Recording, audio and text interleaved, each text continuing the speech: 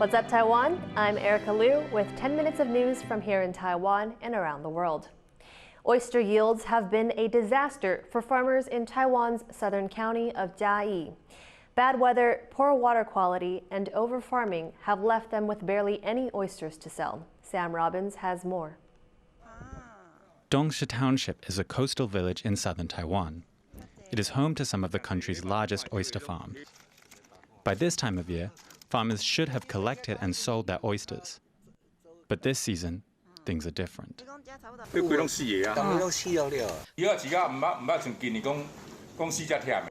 Oyster farmers are now reporting that more than half of their yield is dead or dying. Dongsha Township and neighboring Budai Township are the heart of Taiwan's oyster fishing industry. Harvest season usually runs from May to September. But with poor weather conditions and unusual water temperatures, this year's harvest is reportedly only a third of the standard annual yield. Many farmers are now looking for outside assistance. A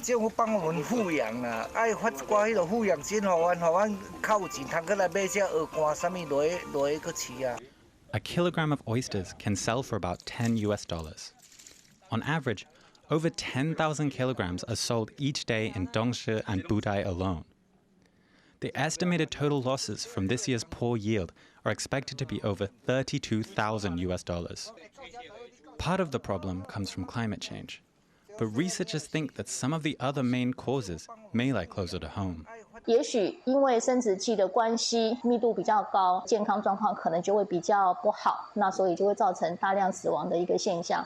Although denser farms can produce higher yields, they also make the oysters much more sensitive to climate shifts. Poor water quality in the region may also partly explain the reduced harvest. Farmers across Taiwan are struggling to deal with export bans, climate change, and rural labor shortages. Oysters should be a source of prosperity in Dongsha Township, but if conditions don't improve, the once thriving industry will have an uncertain future. Rick E. and Sam Robbins for TaiwanPlus. Taiwan has confirmed its second ever case of the H1N2V swine flu virus in a human. The case came to light in October after a child from a farming family went to a hospital with flu symptoms. Doctors were initially unable to identify the virus, but genetic sequencing later confirmed it was H1N2V. Health officials have traced 6 contacts, but none have tested positive for the virus. Samples from animals on the family farm have also come back negative. Officials say they have informed the World Health Organization. Taiwan's only other known case was in 2021 and also involved a child from a farming family. Thousands of Taiwanese living in China want to come home for the Lunar New Year holidays in January, but they could face a roadblock: record high airline prices. It may prevent many from being able to celebrate with their families. Bing Wang reports. Taiwanese businessman Xu Zhenwen works in China for most of the year. Along with thousands of people, Xu is planning on returning to Taiwan in January for the Lunar New Year holidays, but he's worried that it could prove difficult. 返乡过节的机票涨得非常的离谱，因为现在可能航班少，因为航点也少。 Round-trip tickets from Shanghai to Taiwan's main international airport could cost up to 70,000 NT dollars or almost $2,300. That's just for one economy seat on a flight that's only 2 hours long. Right now, Taiwan only receives around 10 flights from China per day, and ticket prices are soaring at an unprecedented rate. 像北京、上海、厦门跟成都，那会有个状况是，你就这4个航点在飞的时候，第一个班次少。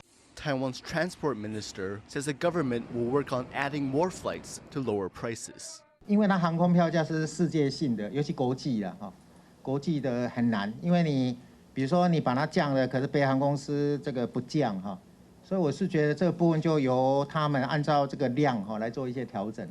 To celebrate with family, as is tradition, thousands of Taiwanese expats are expected to fly home for Lunar New Year holidays next month. But unless ticket costs come down, people may have to make alternative plans or cancel them altogether. Damon Lin and Bing Wang for TaiwanPlus.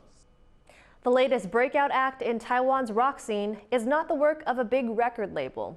Instead, it's the product of Taiwan's Air Force. John Van Trieste takes us to meet a military band that's taking over the airwaves. Meet Taiwan's singing soldiers. Since 2018, these Air Force personnel on a base in Taiwan's southeast have been rocking out together after hours. They call themselves Tiger Band, in honor of the F-5 Tiger Fighter. The band started out as a way for them to relax after a long day on the job. 我们平常晚上都是在看书啊，或者是在寝室里面研读一些技令啊。那现在如果有这些时间的时候，他们在利用体能活动，或者是在晚自习中间的过程中，他们会来练团式，自己敲敲打打，自己弹弹乐器。哦，那对他们来讲，他们的那个心情的抒压是非常有用的。那整个人出来以后，好像焕然一新的感觉，因为他整个压力都释放掉。Now they're premiering fresh works on YouTube and getting attention. Their latest song, Fly Into the Sky, is a salute to their comrades who protect Taiwan's airspace. The music video was filmed by Taiwan's military.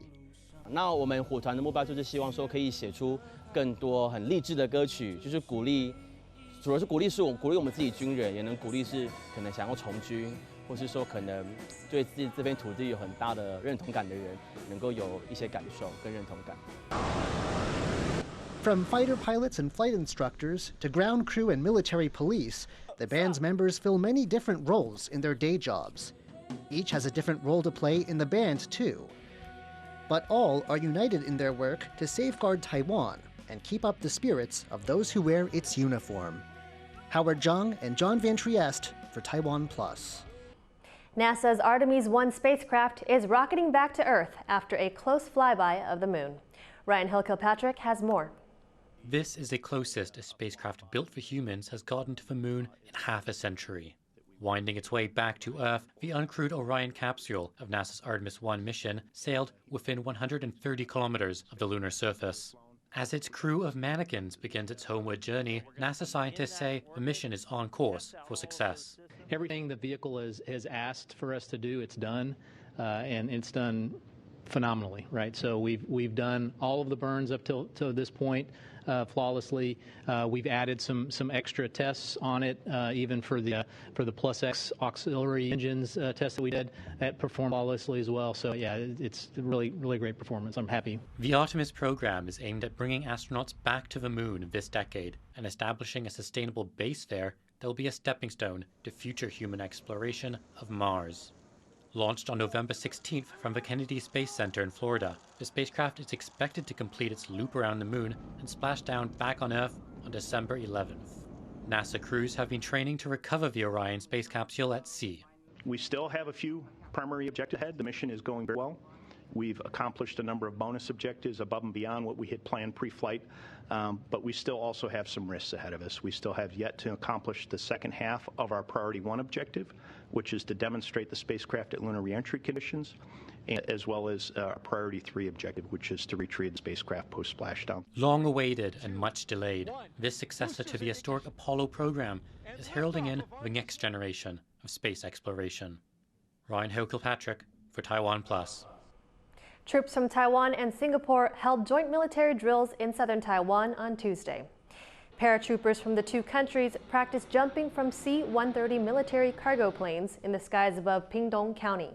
The exercises are part of annual cooperative drills between Taiwan and Singapore. The two countries have cooperated on defense since the mid-1970s.